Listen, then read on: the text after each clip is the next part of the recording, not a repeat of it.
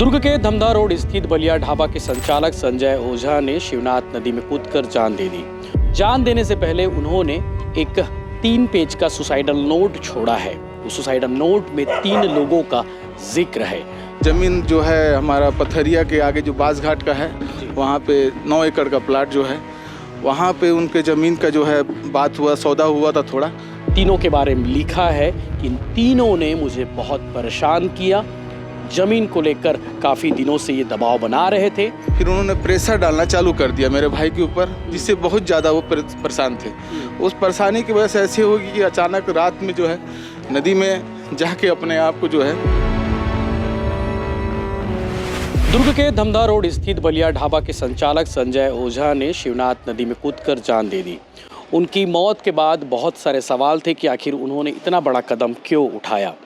जान देने से पहले उन्होंने एक 3 पेज का सुसाइडल नोट छोड़ा है। उस सुसाइडल नोट में 3 लोगों का जिक्र है। हुलास पटेल पूर्व सरपंच, साथ ही साथ 2 जमीन कारोबारी, एक का नाम जफर और दूसरे का नाम बच्चा शामिल है। ये तीनों भूमाफियाओं की वजह से उसने इतना बड़ा कदम उठाया है। तीनों के बारे में लिखा है कि इन तीनों ने मुझे बहुत परेशान किया। ज़मीन को लेकर काफ़ी दिनों से ये दबाव बना रहे थे। पूरी बात क्या है, पूरा मसला क्या है, उनके भाई हमारे साथ मौजूद है इस बारे में बताने के लिए कि आखिर उन्होंने किन किन बातों का जिक्र किया है। पुलिस ने इस मामले में मर्ग कायम किया है, लेकिन आगे की जांच में काफ़ी देरी हो रही है, इस पर अभी बातें आ रही है। जी, वो नोट में क्या लिखा है? उन्होंने नोट में 3 आदमी का जिक्र लिखा था, जिसमें एक हुलास जी हैं और बच्चा हुलास पटेल है, पूर्व सरपंच जी, भूतपूर्व सरपंच है मेडेसरा के, और बच्चा खां है और जफर जो उनका नाम है वो हैं। उन्होंने मेरे भाई को बहुत प्रताड़ित किया ज़मीन के मामले में।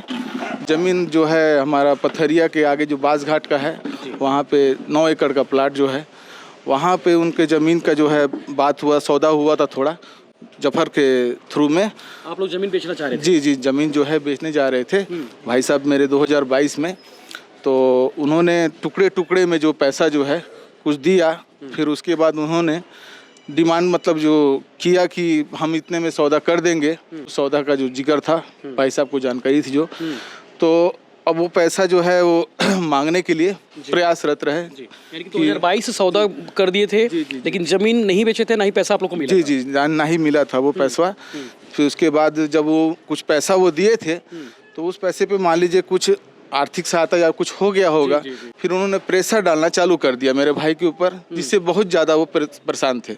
उस परेशानी की वजह से ऐसी होगी कि अचानक रात में जो है नदी में जाके अपने आप को जो है पत्र लिख के। ये 4 अगस्त की रात की बात है? जी श्रीमान, ये से निकले हैं और वापस नहीं आए? वापस नहीं आए सर। तो उस कारण से जो है की लाश मिली। जी साहब, जी, यही हाल रहा। हम चाहते हैं कम से कम उसमें पैरवी हो, जो उन व्यक्तियों को जो है सबक मिले कि किसी परिवार का जो है सदस्य चला जाए इस परेशानी और प्रेशराइज में, ये ज़िंदगी में किसी के साथ ना हो।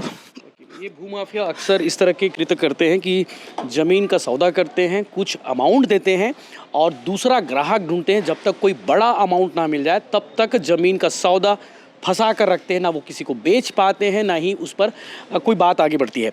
इस केस में भी बिल्कुल वैसे ही हुआ है। जफर जिसका जिक्र किया गया, ये भी भूमाफिया है। साथ ही साथ एक बच्चा खान का जिक्र हुआ है, इसका भी ज़मीन का कारोबारी है। साथ ही साथ हुलास पटेल, ये पूर्व सरपंच है मेडेसरा के।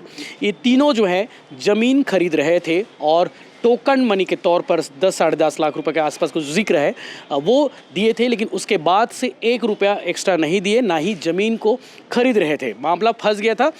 ओझा परिवार भी उस ज़मीन को नहीं बेच पा रहे थे? जी, नहीं बेच पा रहे थे। आप लोग भी किसी को नहीं बेच पा रहे थे? नहीं, किसी को नहीं दे रहे थे। 2022 से लेकर 2026 है, यानी कि इन 4 सालों में सिर्फ 10 लाख के आसपास दिए? जी श्रीमान, जी। अच्छा, आप लोग ये भी तैयार थे कि पैसे लौटाने भी तैयार थे कि पैसे लौटा देते? जी, लौटा देना ही शेर लग रहा था।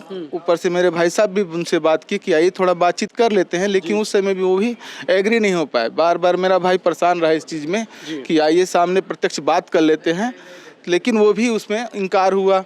कितने बार वो गए, फ़ोन भी किए उनको, लेकिन वो सामने नहीं आ पा रहे थे। भाई अलग परेशान थे, ऊपर से अचानक प्रेशर दे रहे थे फ़ोन का, मेरे भाई के ऊपर दबाया दिया जा रहा था कि भाई पैसा वापस कर, पैसा वापस कर।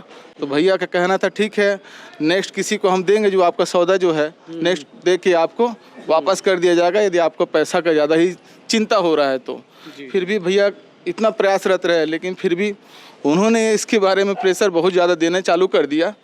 उन्होंने बहुत ज़्यादा ही प्रेशराइज होने के बाद ही अपने आप को इस ब्याज पीड़ित में रखा। 4 तारीख को हुलास पटेल से मुलाकात भी किए थे। जी, लगता तो है, जिक्र है उसमें, किए होंगे साहब। पुलिस फिलहाल इस मामले की जांच कर रही है और मर्ग कायम की है और सुसाइडल नोट को जब्त कर ली है। घर वालों का कहना है कि जल्दी से जल्दी इस मामले में जिन लोगों का जिक्र है, जो लोग जिम्मेदार हैं इस मौत के, उनके खिलाफ एफआईआर दर्ज हो और उनको सख्त सख्त सज़ा दिलाई जाए। यही परिवार वालों की डिमांड है।